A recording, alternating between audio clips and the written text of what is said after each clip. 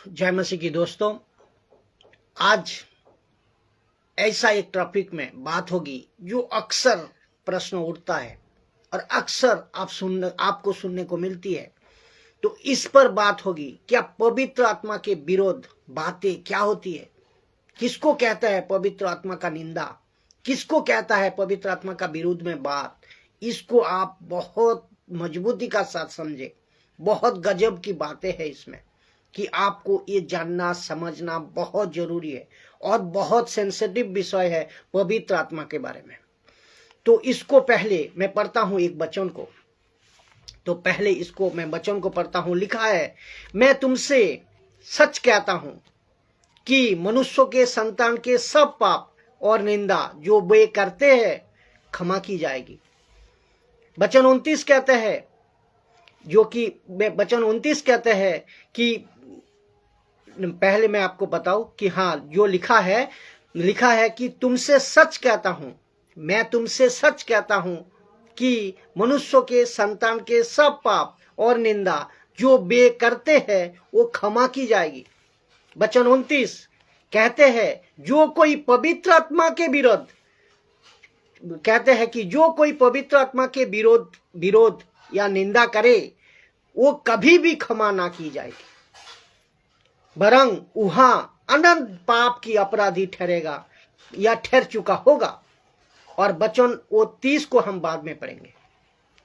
तो इसको हम समझना बहुत जरूरी है। तो जितने दर्शक हैं, आप सभी देख रहे हैं कि आपको बहुत पूछा जाता है या आप खुद पूछते हैं कि पवित्र आत्मा का विरोध में पाप करना, उनके विरोध में बातें करना किसको कहा जाता है और ये क्या है क्या। तो इस विषय को आज समझे। सभी दर्शक बहुत ध्यान से सुनिएगा। पवित्र आत्मा का विषय में या बारे में प्रभु यीशु मसीह ने क्यों इतने चेतावनी, क्यों इतने वार्न दी है, क्योंकि यीशु के क्रूसिफिकेशन के बाद जो मिनिस्ट्री है और यीशु के उठा लिए जाने के बाद और अभी तक, और मैं नहीं जानता जब तक यीशु की सुसमाचार, क्योंकि यीशु की सुसमाचार के बेस पे रैप्चर टिकी है, यीशु की सुसमाचार के बेस पे अंत टिकी है, नहीं तो कब का खत्म हो जाता। तो पवित्र आत्मा इस पृथ्वी पे तब से लेकर अब तक जो काम कर रहा है, जो काम करेगा सेवकों को द्वारा, उन सेवकों को जब पवित्र आत्मा भरता है या उनके अंदर आता है और जो कि आएगा और उनको लेकर मिनिस्ट्री करवा रहा है, और मिनिस्ट्री करते वक्त में कौन पवित्र आत्मा से भरे हुए लोग, उस वक्त में कौन पतरस था, पौलुस था, फिलिप था, स्टीफन था, तिमोथी था, एंड्रू था, ये सारे के सारे जब मिनिस्ट्री कर रहे थे, उनमें से एक वक्त तभी और यीशु के समय में भी लोग कहते हैं, अरे उसकी टीचिंग गलत है, अरे इसकी टीचिंग गलत है, अरे वो तो दुष्ट आत्मा में भरे हैं, अरे ऐसा वाला कैसा वाला, ऐसा कहते थे।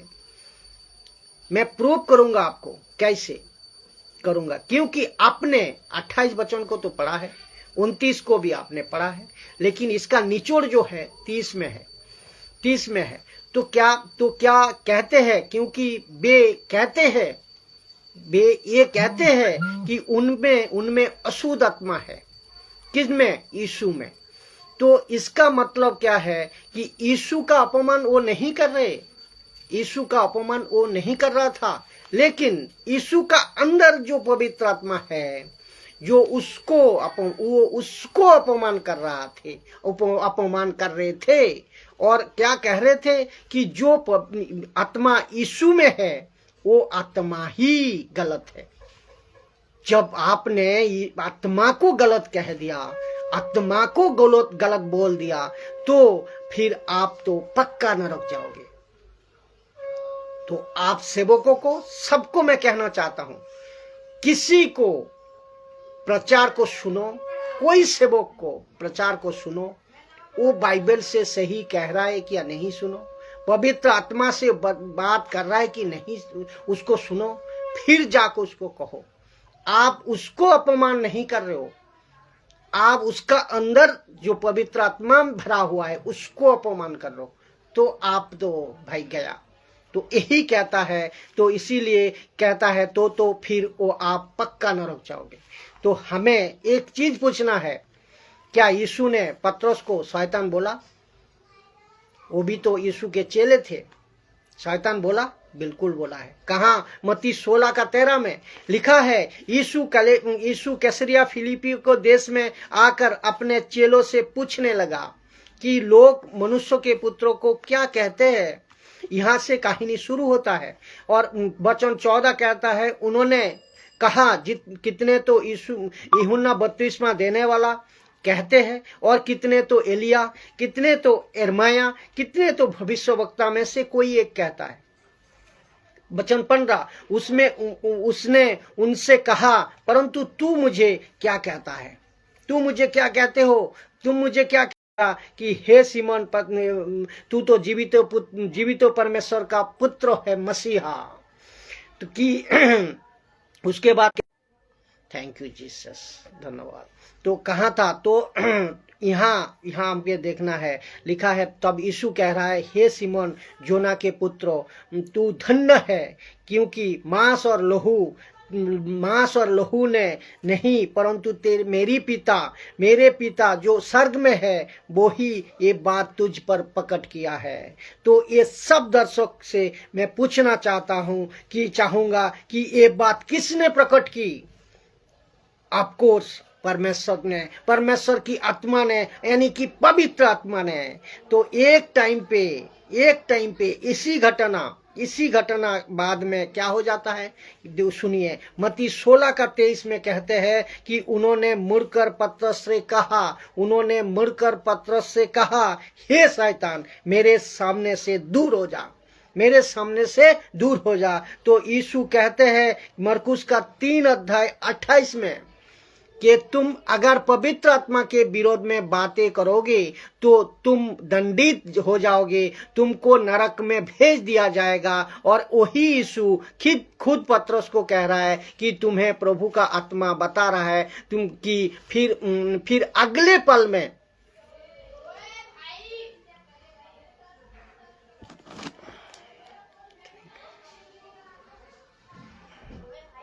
Thank you, Jesus. Thank you, Jesus. Thank you, Jesus. Thank you, Jesus.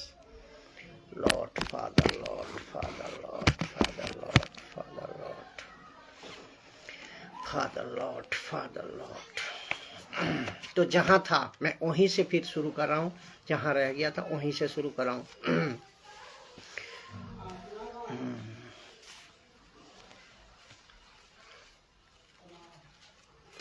तो यही सुनिए। तो कहते हैं कि तुझे प्रभु का आत्मा ने बताया, फिर आप अगले पल में ही कहते हैं कि तुम शैतान हो। क्योंकि तो एक बात आप ध्यान से सुनिएगा कि एक व्यक्ति को एक ही टाइम पे लूसीफर भी इस्तेमाल कर सकता है और परमेश्वर के आत्मा भी इस्तेमाल कर सकता है। तो एक व्यक्ति प्रार्थना में बैठा है, प्रार्थना के बीच में परमेश्वर की आत्मा भी लीड कर सकता है, और बैठे हैं उसी वक्त में शैतान की आत्मा भी लीड कर सकता है। इसको आप ध्यान रखना है कि एक ही टाइम पे ये हो सकते हैं।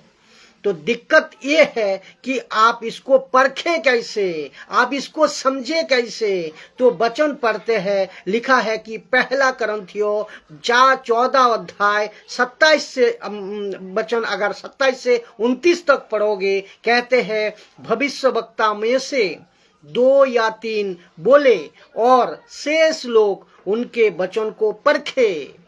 तो किसको परखे? वचन को परखे। और ये कहता है कि उसको परखे कि किसके जो क्या बात कर रहा है प्रचारक, वो क्या प्रचार कर रहा है, वचन को परखे उनका। और तो परखना हो किसको परखना है? बच्चों को परखना है। आप सवाल आता है, पंजाब का हो, वो चाहे अफ्रीका का हो, वो चाहे कलकत्ता का हो, वो चाहे वेस्ट बंगाल का हो, दुनिया का कहीं का भी हो, मुझे व्यक्तिगत किसी से कोई दिक्कत नहीं है। लेकिन दिक्कत आ जाती है तब क्या, जब वही व्यक्ति एक ही समय पे परमेश्वर के आत्मा के लीड होता है और वही व्यक्ति चांस दे देता है वही वक्त में क्या, शैतान को, लूसीफर को। तो यहाँ पे लीड, वो लूसीफर की आत्मा में लीड हो रहा होता है, वही दिक्कत है। तब हम फंसते कब है? जब उनको हम चेक नहीं करते, उन प्रचारक को चेक नहीं करते, उन आत्मा को चेक नहीं करते। पहला यूहन्ना 4:1 कहता है कि इसको समझो, आप मसीह जनता सब समझे, कि क्योंकि बहुत इंपॉर्टेंट विषय है ये, इसको समझना बहुत जरूरी है। कि लिखा है पहला यूहन्ना 4:1 हे प्रियो, हर एक आत्मा की प्रतीति मत करो। हे प्रियो, हर एक आत्मा की प्रतीति मत करो, वरन आत्मा को परखो कि वे परमेश्वर की ओर से ये है या नहीं, क्योंकि बहुत से झूठे भविष्यवक्ता जगत में निकल खड़े हुए हैं। उसको कैसे परखेंगे फिर? तो सुनिए, आप कलकत्ता का पास्टर हो, कलकत्ता में भी चमत्कार हो रहा है, पंजाब में भी चमत्कार हो रहा है, और मुंबई में भी चमत्कार हो रहा है। ये हम अगर ऐसा कहे कि जो गलत है, जो क्या गलत है, वो फॉल्स टीचर है, तो प्रश्न ये उठता है कि एक व्यक्ति बड़े दास हो, वो चाहे छोटे दास हो, कहीं का भी हो, अगर कोई अच्छा चल रहा था लेकिन अचानक से बिगड़ जाता है, बोलो तो डिसीव हो जाता है, तो क्या लिखा है मत्ती 24:24 में? क्योंकि झूठे मसीह और झूठे भविष्यवक्ता उठ खड़े होंगे और बड़े बड़े चिन्हों और अद्भुत कामों को दिखाएंगे कि यदि हो सके तो चुने हुओं को भी भरमा दे। तो अच्छा खासा आदमी चल रहा था और अचानक से वो बहक गया, तो क्या जो बहक गया फिर भी उसके पीछे चले? नहीं चल सकते। तो वो बिगड़ गया है, वो पास्टर हो को भी बिगड़ गया है, तो भी क्या उसके पीछे चले? नहीं चल सकते। तब जब अच्छा चल रहा था तब उसका पीछे चले, और तब तक उसको सैल्यूट है। लेकिन जब उन्होंने बिगड़ना शुरू हुआ और आपको वो बिगड़ना शुरू हुआ, आप परखे, तो आप परखने के चलते ये आप बच जाओगे। उसको परखने के चलते आप बच जाओगे, तो परखने के चलते आप बच जाओगे। जिसको कहता है कि आपके पास में बाइबल की परफेक्ट और नॉलेज होनी चाहिए, और आपको बाइबल का एक एक वचनों का ज्ञान होना चाहिए। अगर किसी को फॉल्स कहते हो वो कहने के लिए, अगर किसी को दुष्ट आत्मा कहते हो वो कहने के लिए, तो आपको खुद को उसकी नॉलेज होनी चाहिए। और एक बात सुनिए, क्योंकि जूडेस जो यहूदा कुरियत था, तो आप सब जानते हैं, तो ये प्रश्न यहाँ पे मैं जोड़ता हूं कि क्या यहूदा कुरियत को परमेश्वर ने अब मिराकल करने के लिए पावर दिया था? यस और नो? दिया था, बिल्कुल दिया था। कहाँ? मत्ती की किताब 10 अध्याय में कि जाओ, मैं तुमको भेज रहा हूं, मेरे नाम से बीमारों को ठीक करो और वो सब कुछ करो। तो उसमें यहूदा कुरियत था। तो यही यहूदा कुरियत जो मिराकल कर रहा था। कुछ लोग कहते हैं पंजाब में मिराकल हो रही है, चमत्कार हो रही है, कलकत्ता में चमत्कार हो रही है, तो इसके हम कंफ्यूज हो जाते। इससे हम कंफ्यूज हो जाते कि शैतान ही अगर अपने किंगडम को नाश करे, निकालते हैं, तो उसका राज्य कैसे टिकेगा? तो उस दुष्ट आत्मा का राज्य कैसे टिकेगा? तो ये आपको समझना होगा। तो मिराकल हो रही है, ये बात सही है। तो ये प्रश्न यहाँ होते, जूडेस भी चमत्कार किया था, यहूदा कुरियत भी चमत्कार किया था, और कैसे? वचनों को सुनिए आप, मत्ती 10:5 में वचन को सुनिए, तब आपको समझ में आएगा। तो लिखा है, इन 12 को यीशु वो आज्ञा देकर भेजा कि अन्य जातियों के ओर ना जाना और समोरियों के किसी नगर में प्रवेश ना करना, परंतु इसराइल के घराने ही कि खोए हुए भेड़ों के पास जाना।